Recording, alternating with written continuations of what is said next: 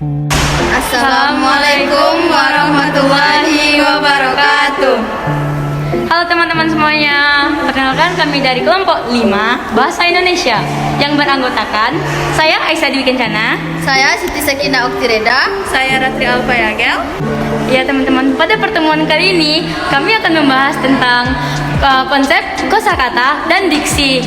Saksikan ya, bye. Konsep dasar kata dan diksi. Topik pembahasan yang pertama, hakikat kosakata dan diksi. Yang kedua, klasifikasi kata berdasarkan diksi. Apa sih itu kosakata? Kosakata bahasa Inggris, vocabulary adalah himpunan kata yang diketahui oleh seseorang atau entitas lain, atau merupakan bagian dari suatu bahasa tertentu. Kosakata seseorang didefinisikan sebagai himpunan semua kata-kata yang dimengerti oleh orang tersebut, atau semua kata-kata yang kemungkinan akan digunakan oleh orang tersebut untuk menyusun kalimat baru.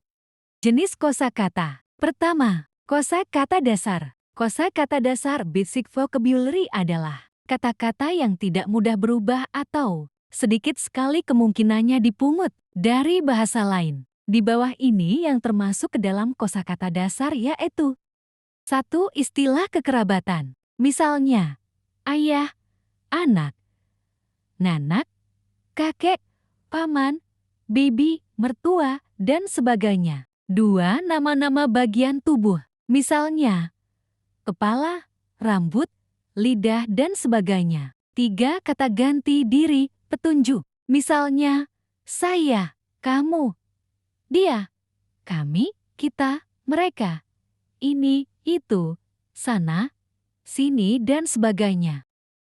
2. Kosakata aktif dan kosakata pasif. Kosakata aktif ialah kosakata yang sering dipakai dalam berbicara atau menulis, sedangkan kosakata pasif ialah kosakata yang jarang bahkan tidak pernah dipakai, tetapi biasanya digunakan dalam istilah puitisasi. 3. Bentukan kosakata baru. Kosakata baru ini muncul disebabkan adanya sumber dalam dan sumber luar bahasa. 4. Kosakata umum dan khusus. Kosakata umum adalah kosakata yang sudah meluas ruang lingkup pemakaiannya dan dapat menaungi berbagai hal, sedangkan kosakata khusus adalah kata tertentu, sempit, dan terbatas dalam pemakaiannya. 5. Makna denotasi dan konotasi. Denotasi yaitu kata atau kelompok kata yang didasarkan pada penunjukan yang lugas pada sesuatu di luar bahasa atau yang didasarkan atas konvensi tertentu. Sifatnya objektif. Makna. Denotasi ini biasa disebut juga dengan makna sebenarnya. 6. Kata tugas. Dalam AUI 1999/287 mengatakan bahwa kata tugas dapat bermakna apabila dirangkaikan dengan kata lain. Kata tugas ini hanya memiliki arti gramatikal seperti ka, karena, dan, dari, dan sebagainya. 7. Kata benda nomina. Kata benda atau nomina dapat diklasifikasikan ke dalam 3 segi, yaitu dari segi semantis, sintaksis, dan segi bentuk. Secara semantis, kata benda adalah kata yang mengacu pada manusia, binatang, benda, dan konsep atau pengertian. I love you. Ooh, I love you. Yes, I do.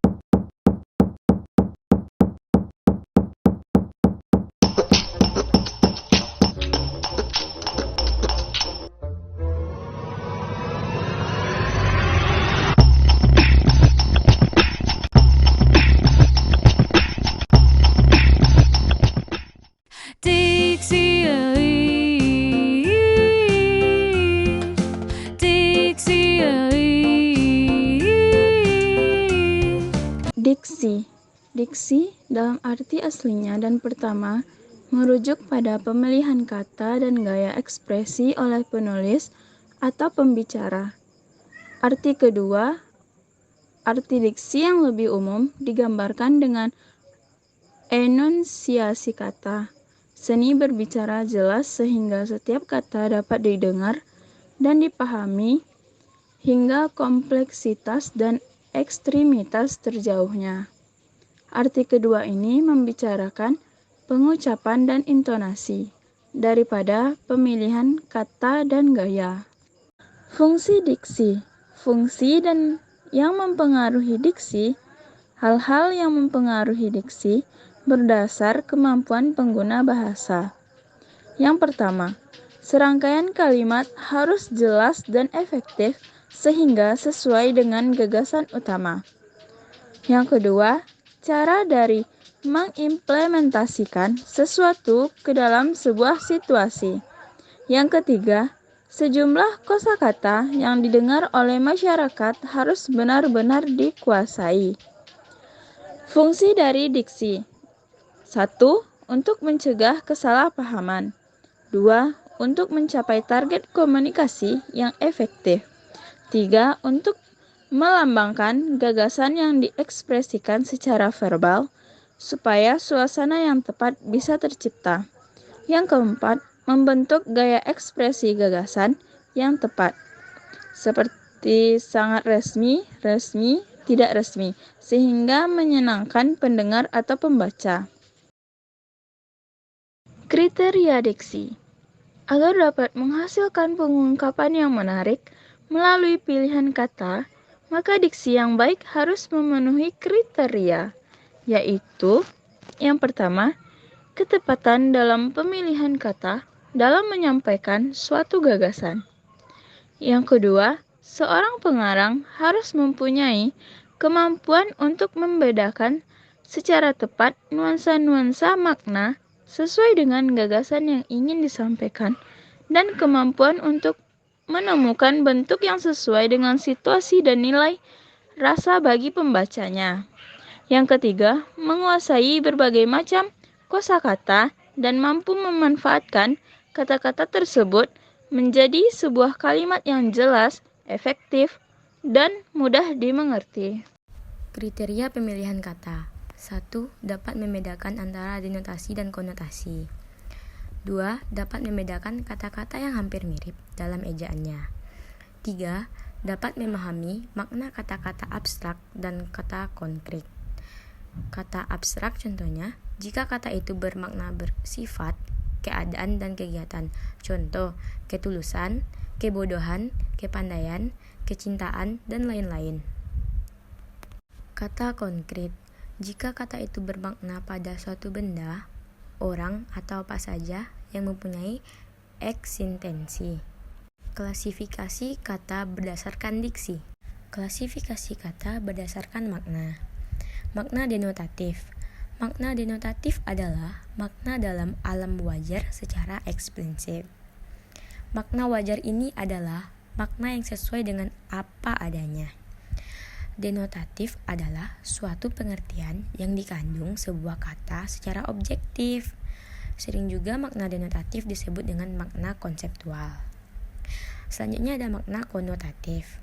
Makna konotatif adalah makna asosiatif, makna yang timbul sebagai akibat dari sikap sosial, sikap pribadi, dan kriteria tambahan yang dikenakan pada sebuah makna konseptual. Makna konotatif dan makna denotatif berhubungan erat dengan kebutuhan pemakaian bahasa. Makna denotatif ialah arti harfiah suatu kata tanpa ada satu makna yang menyertainya. Sedangkan makna konotatif adalah makna kata yang mempunyai tautan pikiran, perasaan, dan lain-lain yang menimbulkan nilai rasa tertentu. Dengan kata lain, makna denotatif adalah makna yang bersifat umum, sedangkan makna konotatif lebih bersifat pribadi dan khusus. Contohnya, dia adalah wanita cantik, dalam kurung denotatif. Dia adalah wanita manis, dalam kurung konotatif. Kata cantik lebih umum daripada kata manis. Kata cantik akan memberikan gambaran umum tentang seorang wanita. Akan tetapi, dalam kata manis terkandung suatu maksud yang lebih bersifat memukau perasaan kita. Klasifikasi makna berdasarkan leksikal. 1. Sinonim. Sinonim adalah dua kata atau lebih yang pada asasnya mempunyai makna yang sama, tetapi bentuknya berlainan. 2. Antonim. Antonim adalah suatu kata yang artinya berlawanan satu sama lain. Antonim disebut juga dengan lawan kata. 3. Homonim. Homonim adalah suatu kata yang memiliki makna yang berbeda, lafal yang sama, dan ejaannya sama. 4. Homofon. Homofon adalah suatu kata yang memiliki makna yang berbeda, lafal yang sama, dan ejaannya berbeda. 5. Polisemi. Polisemi adalah suatu kata yang memiliki banyak pengertian. 6. Homograf. Homograf adalah satu kata yang memiliki makna yang berbeda, lafal yang beda, dan ejaannya sama. 7. Hipernim. Hipernim adalah kata-kata yang mewakili banyak kata lain. Kata hipernim dapat menjadi kata umum dari penyebutan kata-kata lainnya. 8. Hiponim. Hiponim adalah kata-kata yang terwakili artinya oleh kata hipernim. Thank you.